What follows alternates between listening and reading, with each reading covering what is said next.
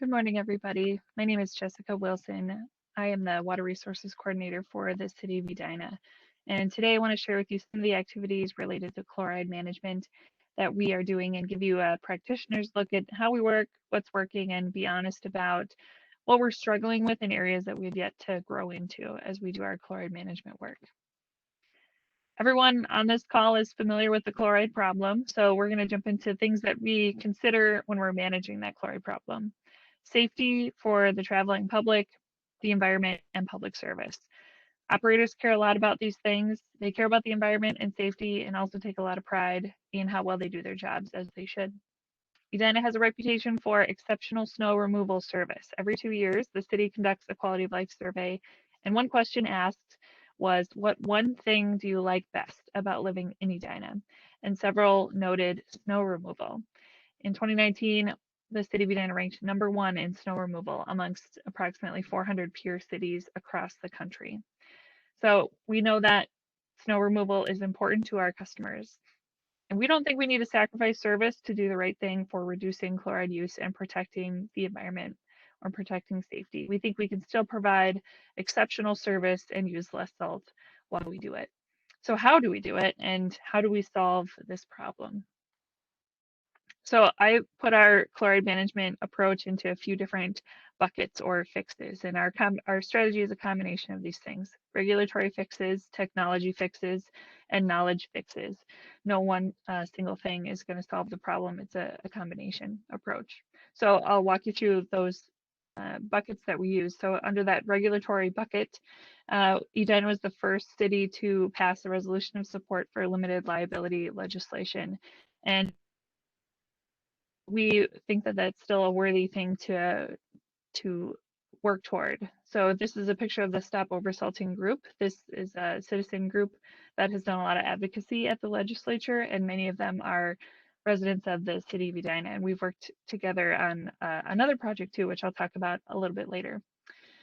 Model ordinances. So this is something that the MPCA, along with some watershed districts and cities, worked on this last fall, and we have not had a chance to have those conversations yet, those in-depth conversations with internally.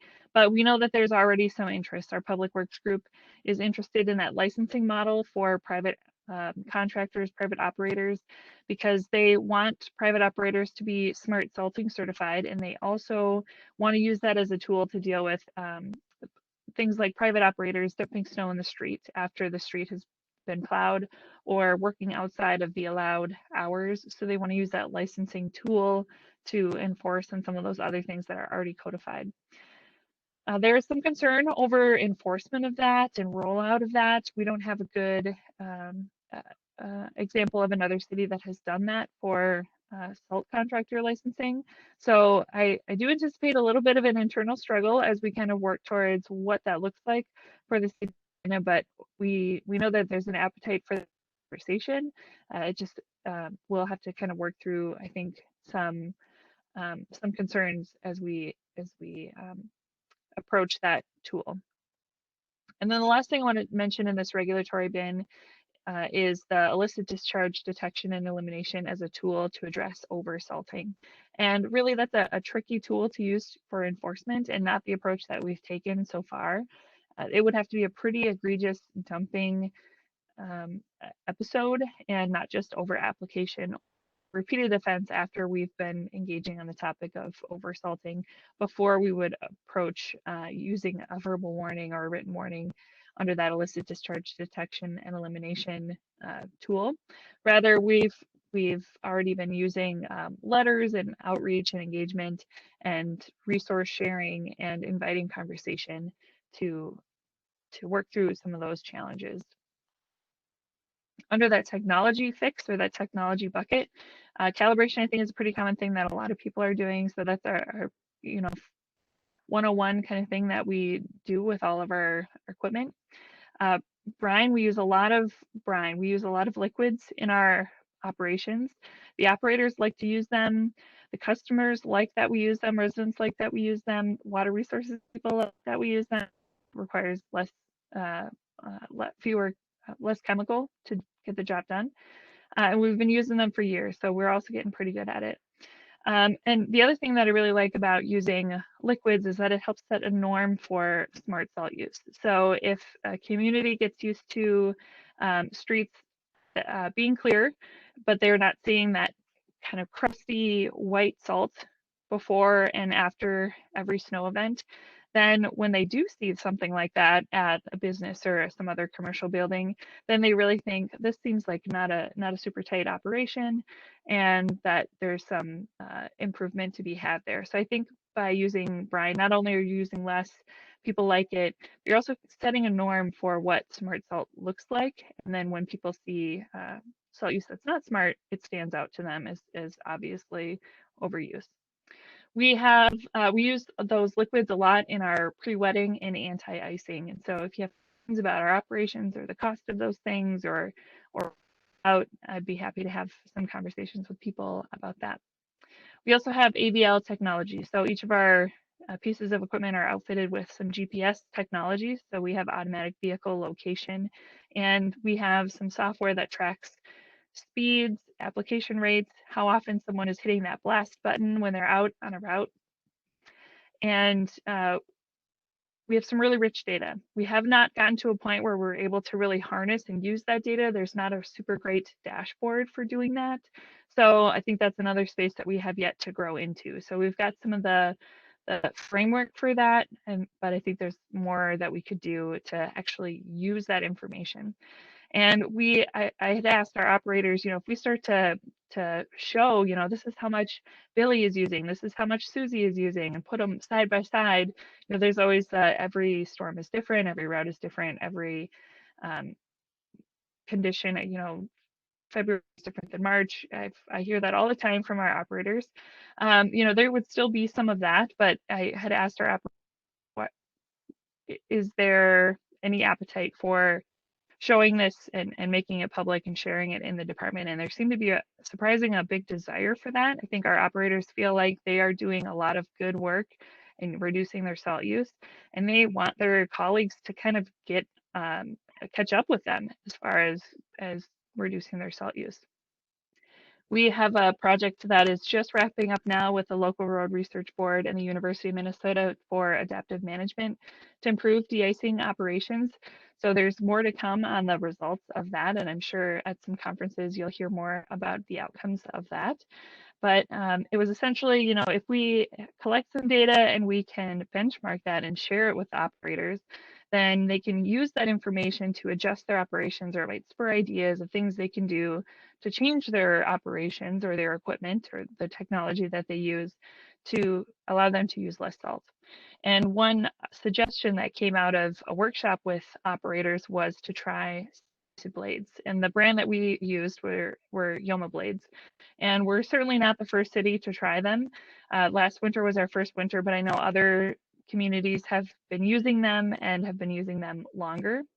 The operators really love them.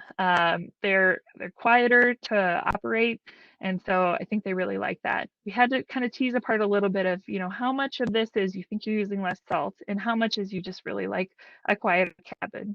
So I think anecdotally, the operators are telling me that they like it and that they're using less salt. We don't have a lot of great data because, as you'll often hear from operators, every route is different, every storm is different, and it depends on the month that you're out there. So it's hard to really get a super quantitative measure on chloride reduction, especially after only 1 year.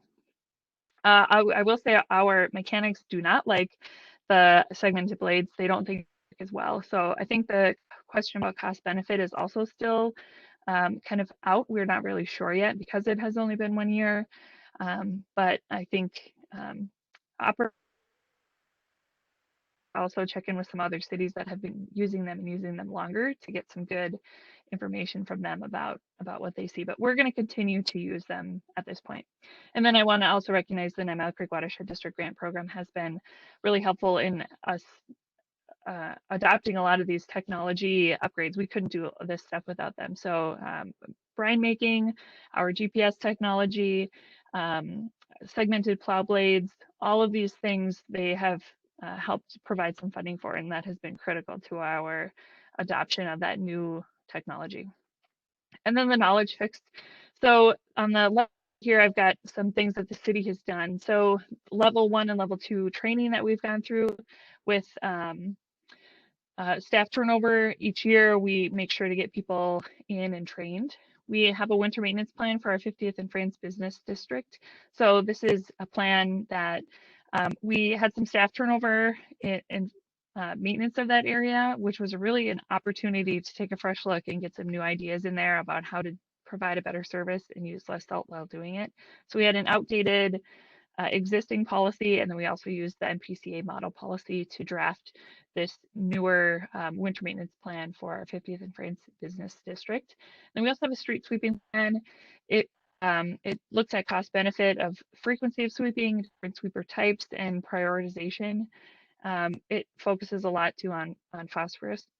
And this is another where I'll be honest, there's an internal struggle on prioritization and what's the service we're providing, what's the level of service that we're providing, and how do we resource that level of service when there's competition for those resources for other things that Public Works does.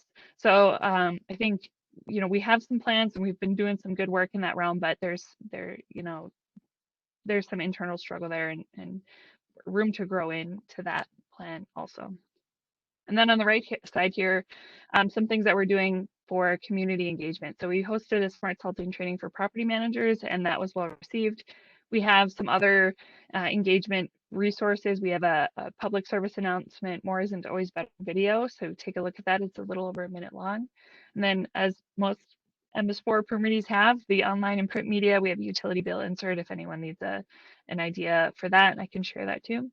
And then targeted outreach to oversalters. So when when businesses over apply, I often hear about it from residents. I hear about it from other people who work for the city of Edina that notice that is an excessive use of salt.